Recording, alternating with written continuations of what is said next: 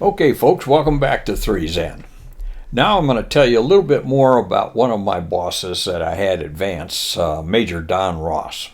I've talked about him in an earlier video. You can probably find it searching through the index. Wait a minute, I don't have an index here. Just flick through the videos, you'll find it. Anyway, I love the man. I enjoyed working for him. I enjoyed flying with him. I enjoyed our social encounters, and I learned so much from him. I emulated his style of management, if you will, supervision, and just enjoyed being around him. One of the first experiences I had with him was when he was directed by our wing commander to come to each one of the flights and explain how the cow eats the cabbage.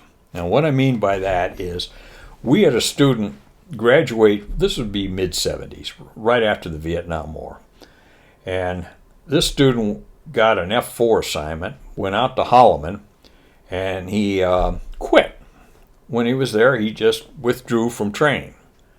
Oh, good Lord, give me a break. Anyway, he decided that F4s kill people, and he didn't want to be involved with that. Well, that begs the question, why did you come to pilot training in the first place in the Air Force? And then why did you take an F4? Okay, that was kind of what we had to have a little bit of soul searching with. So Don comes in one morning to give a more or less a mandatory presentation as directed by the wing commander. So Don walks in, and he was a quiet man overall, just very reserved, and none of us saw this coming.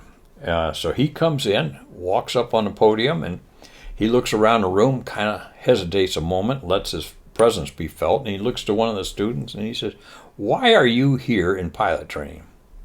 And the kid says, "Oh, I've always wanted to be a pilot." He says, "I love watching the birds and the clouds." And he says, "I just think it'd be so neat to fly up there amongst them." Okay, fine. He looked over at another kid, and he said, "Well, why are you here?" And he said, "Well, my dad is in the Air Force, and he flew, and my mom wanted me to be like my dad and be an Air Force pilot." Okay, fine. So you go sit down. So he did. So he did that about a couple more, and he kept getting the same kind of answers, if you will. And Don says, "Okay, those are well enough answers, I suppose." But he said, "Let me tell you why you're really here." He said, "You are the hired air assassins of the United States Air Force, of the United States government."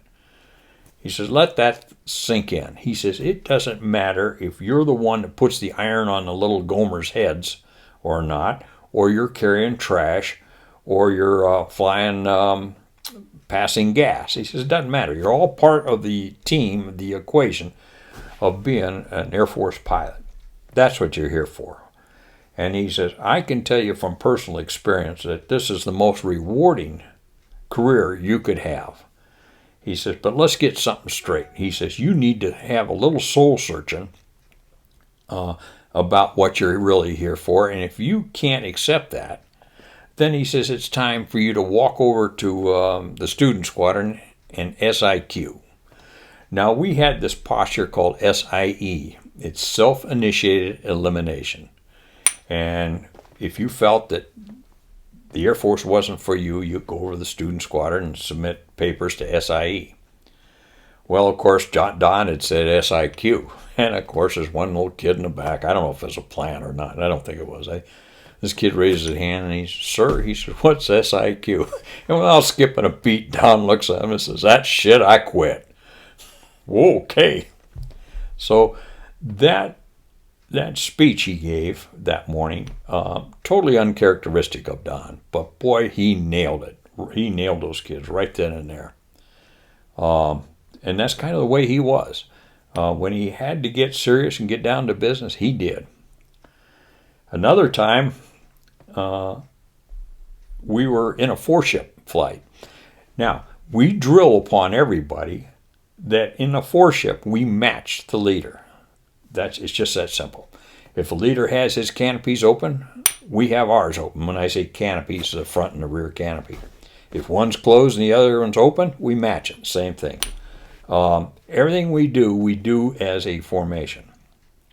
So we get out to the into the runway for departure, and we pull into the waiting area there. And Don's got his canopies closed. Number two, Don was leading this flight. Number two's got the canopies closed. Number three, the student had his closed, the IP had it open.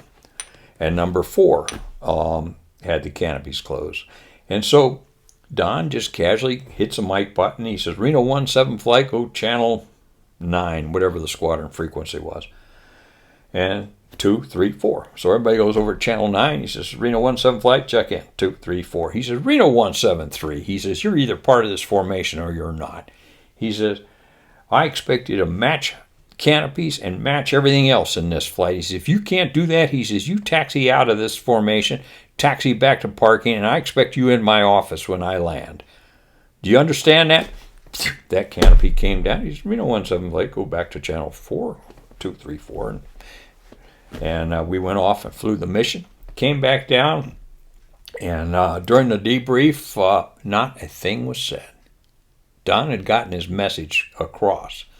He didn't have to hammer it any further than that. And that was his style. Just real subtle, leading by example. Just a great guy to work for in that vein. I worked for him as a squadron flight commander, and then he asked me to come over to safety.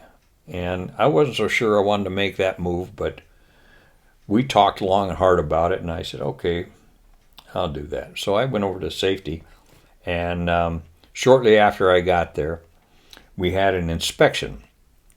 And the safety division that year was assessed outstanding.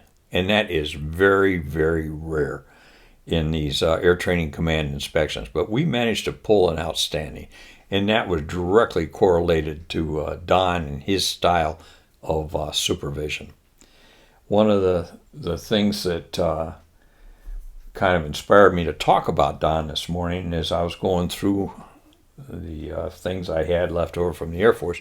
I came across this chunk of marble here, and what it says is, I got to figure this out and get it up without glare and do this backwards. Anyway, it says outstanding, advanced safety office, 7677, and it has his initial on there.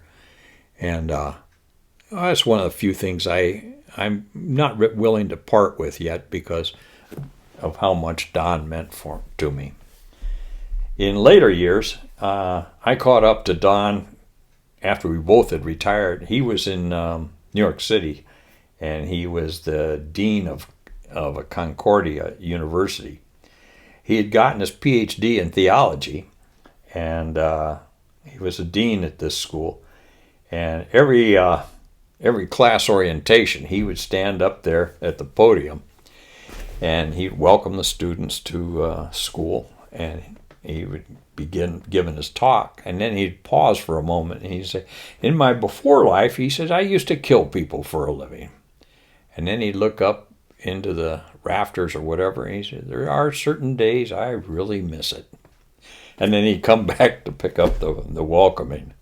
But that was Don.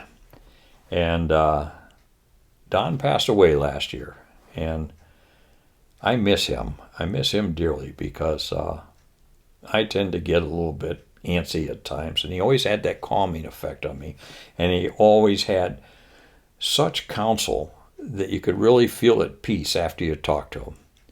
So Don, thanks for being part of my being, and I look forward to seeing you again soon. Take care, my friend, and God bless.